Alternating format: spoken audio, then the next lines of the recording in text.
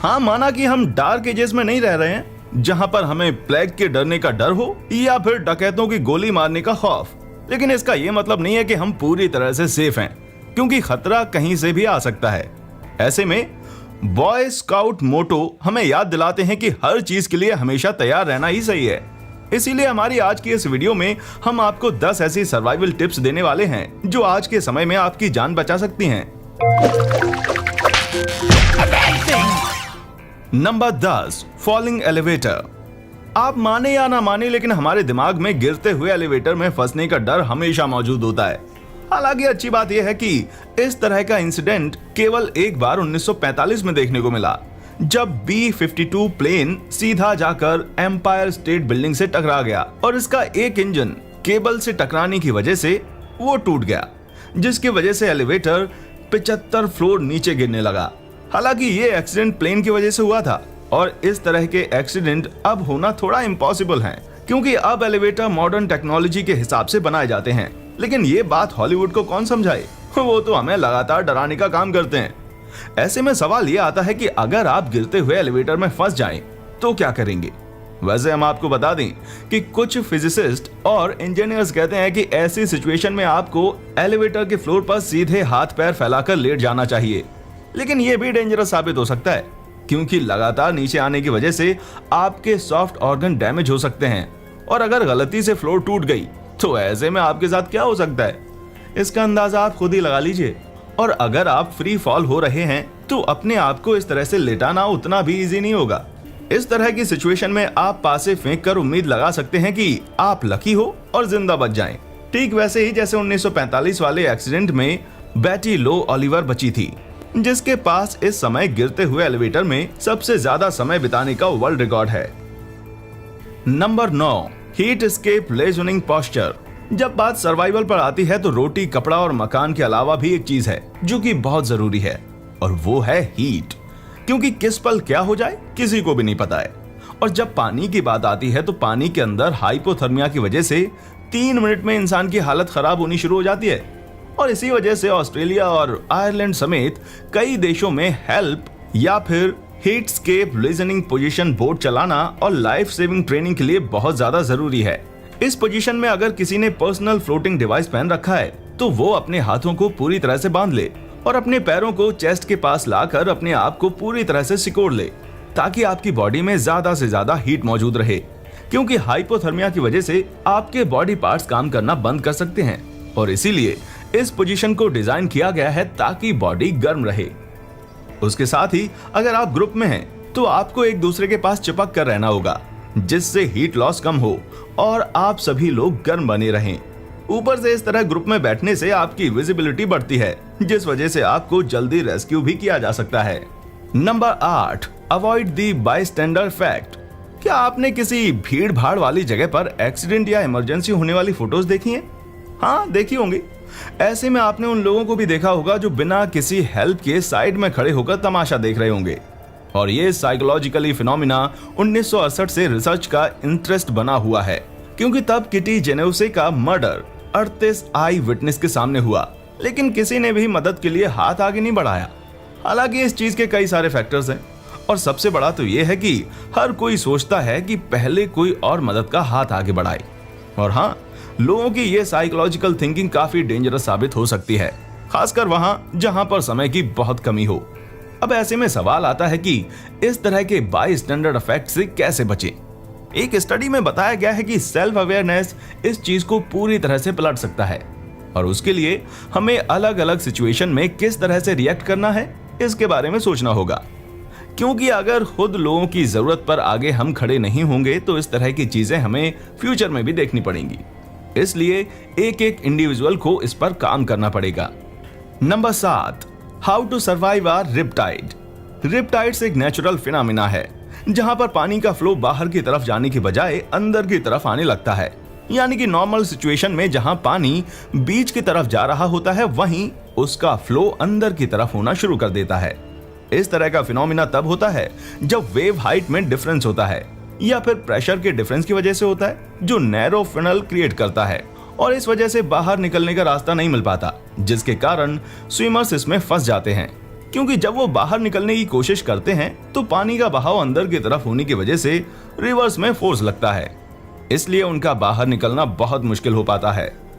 इसलिए इस तरह की सिचुएशन में पैरेलल स्विम करके बाहर निकलना ही सबसे बेस्ट ऑप्शन है। हालांकि नेवल पोस्ट ग्रेजुएट स्कूल के जेमी मैकमेन ने अपनी एक स्टडी में बताया कि 90% रिप्टाइड्स सर्कुलर होती हैं। ऐसे में अगर पैरेलल स्विम भी किया जाए तो भी इसके 50-50 चांस हैं कि आप वापस से उसी जगह पर आ जाएंगे जहां से आपने स्विमिंग शुरू की थी। और इस तरह की सिचुएशन में जेमी सजेस्ट करते हैं कि रिपटाइड्स की पूरी साइकिल कंप्लीट होने में लगभग 3 मिनट का वक्त लगता है, इसलिए ये टाइम पीरियड कंप्लीट हो जाने दें और उसके बाद जब दूसरा राउंड शुरू होगा तो पानी के फ्लो के साथ आप बाहर जा सकते हैं। हालांकि अभी भी इसके बारे में सारे फैक्ट्स मौजूद हैं, जैसे कि रिपटाइड स्विमर्स को पास्ट ब्रेकर्स के बाहर घसीटते हैं। ठीक इसी तरह की और भी कई रिसर्च होनी बाकी हैं और जब तक ये नहीं हो जाती तब तक पैरेलल स्विमिंग ही सही है। Number 6, wild animals. जिन लोगों को आउटडोर घूमना अच्छा लगता है उनके लिए वाइल्ड लाइफ में सेफ रहना बहुत ज्यादा जरूरी है और उनको इसकी बेसिक टेक्निक्स भी आनी चाहिए, क्योंकि इग्नोरेंस की वजह से कई सारे लोग हर साल इंजर्ड होते हैं और उनमें से बहुत से तो मौत के घाट उतार दिए जाते हैं। और बात जब बेयर यानी भालू की आती है तो कुछ चीजें ध्यान में रखना बहुत जरूरी है, जिनमें से सबसे पहले आपको उनसे आमना सामना करने से बचना चाहिए। अपना खाना अपने कैंप साइट से दूर रखना चाहिए। तेज तेज आवाजें निकालना भी बहुत जरूरी है और साथ ही कुछ भी हो जाए भालू के बच्चों के नजदीक नहीं जाना है। अगर वो आप पर अटैक करते हैं तो आपको ग्रिजली और कॉमन ब्लैक बेयर में अंतर पता होना चाहिए, क्योंकि ग्रिजली बेयर हमेशा अपने बचाव में हमला करते हैं। इसलिए आपको अपने पैरों और हाथों को समेटकर अपने गले को छुपाकर लेट जाना चाहिए। इस तरह की पोजीशन को कैनल बॉल पोजीशन कहते हैं, जिसमें ग्रिजली बेयर को ऐसा लगेगा कि आप मर गए हैं और वो आपको छोड़ सकते हैं। लेकिन जब बात ब्लैक बेयर की आती है तो ऐसा कुछ भी करना सही नहीं है, क्योंकि ब्लैक बेयर इंसानों की एक्टिविटीज से पूरी तरह से वाकिफ होते हैं। इसलिए अगर भालू गुस्से में आप पर अटैक करे तो आपको डरना नहीं है, बल्कि किसी हथियार या फिर स्प्रे वगैरह से उन पर वार करना है। और सेम इसी तरह आपको कॉगर के अटैक करने पर भी करना है, ताकि वो हमला होने के डर से भाग जाए। नंबर 5, स्केपिंग अ फ्लूडिंग कार। हम सभी ने इस तरह के हादसों के बारे में सुना होगा, जहां पर लोग जब अपनी गाड़ी चला रहे होते हैं तभी उनकी गाड़ी पानी में गिर जाती है। ऐसे में अगर हम national highway and transportation administration की माने तो हर साल करीब 400 लोग इस तरह से डूबकर मर जाते हैं, क्योंकि वाटर प्रेशर की वजह से उनकी गाड़ियों के दरवाजे नहीं खुलते। और इस तरह के केस में एक्सपर्ट्स बताते हैं कि आपके पास बचने के लिए 1 मिनट से भी कम समय होता है। और कुछ ऐसे की पॉइंट्स हैं जिन पर ध्यान देने से आपके सर्वाइवर के चांसेस बढ़ जाएंगे। सबसे पहले तो अपनी सीट बेल्ट खोलें और उसके बाद दरवाजा खोलने से पहले अपनी गाड़ी की खिड़की खोल दें, क्योंकि अगर किसी वजह से दरवाजा नहीं खुला तो आप खिड़की के सहारे बाहर निकल सकते हैं। और अगर आप खिड़की भी नहीं खोल पाए तो आपको कार को पूरी तरह से पानी में जाने का इंतजार करना है, फिर खिड़की को तोड़ देना है। खिड़की तोड़ना आसान है और उसके लिए कई सारे इक्विपमेंट्स आ गए हैं, लेकिन अगर आपके पास कुछ भी नहीं है तो आप अपनी सीट पर लगे हेड रेस्ट को निकालकर उससे खिड़की तोड़ सकते हैं। हालांकि कुछ खिड़कियां काफी एडवांस टेक्नोलॉजी से बनाई गई होती हैं, जिसमें अगर बीच में फोर्स लगाया जाए तो वो नहीं टूटती। ऐसे में अगर उनके कोनों पर हेड रेस्ट से वार किया जाए तो वो आसानी से टूट सकती हैं और फिर आप बाकी की खिड़की तोड़कर उससे बाहर निकल सकते हैं। Number 4, don't turn your back. दोस्तों, जब बात आती है गन की तो हर किसी की हालत खराब हो जाती है, क्योंकि अचानक से ही कोई आपके पीछे आकर ये बोल दे पीछे मत मुड़ना, तो कई सारे लोगों का दिमाग काम करना बंद कर देता है। ऐसे में हमें घबराहट होने लगती है और हम अपना कंट्रोल लूज कर देते हैं, और यही हमारी सबसे बड़ी गलती होती है, क्योंकि इस तरह की सिचुएशन में सबसे ज्यादा जरूरी है कि आप लगातार आई कांटेक्ट करते रहें, जिससे सामने वाला थोड़ा सा नर्वस हो जाए और जल्दी हमला ना कर पाए।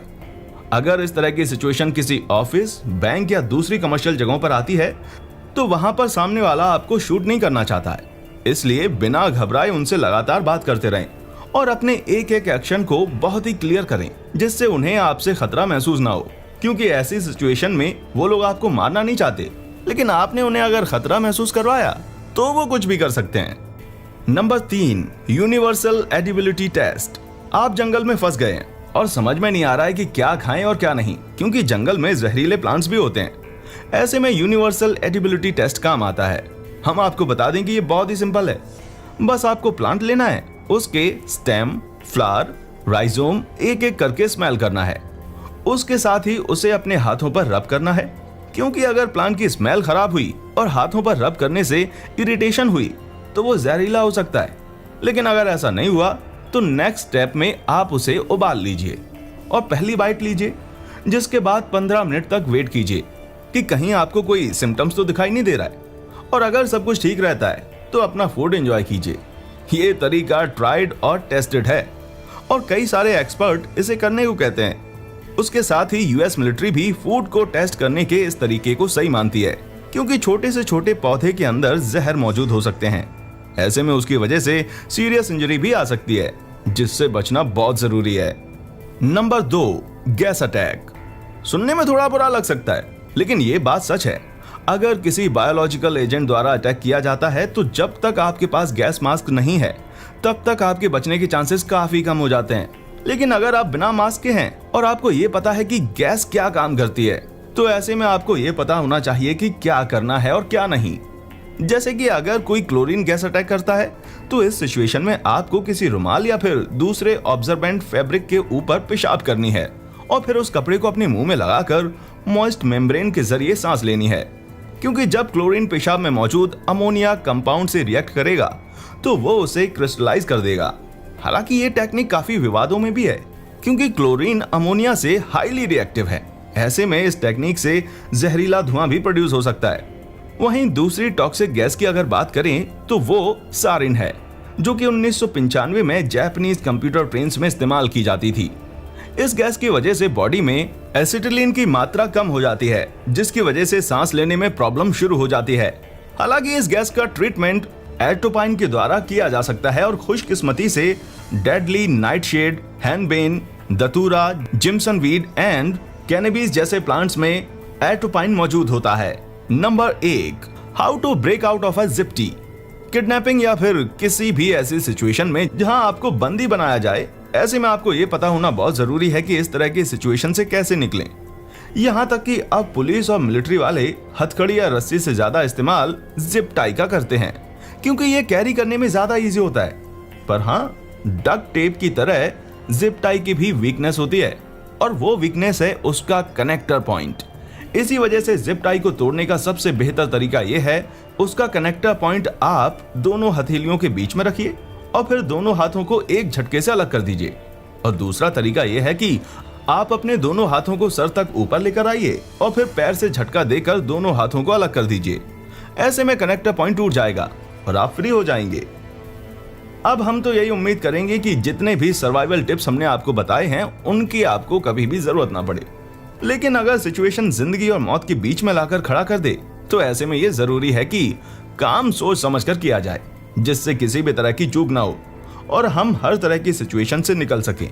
बाकी अगर आपको कोई और सर्वाइवल टिप्स पता है तो हमारे साथ कमेंट बॉक्स में जरूर शेयर करना। और इसी तरह की इंटरेस्टिंग वीडियोस को लगातार देखने के लिए चैनल को लाइक, शेयर और सब्सक्राइब करना ना भूलें।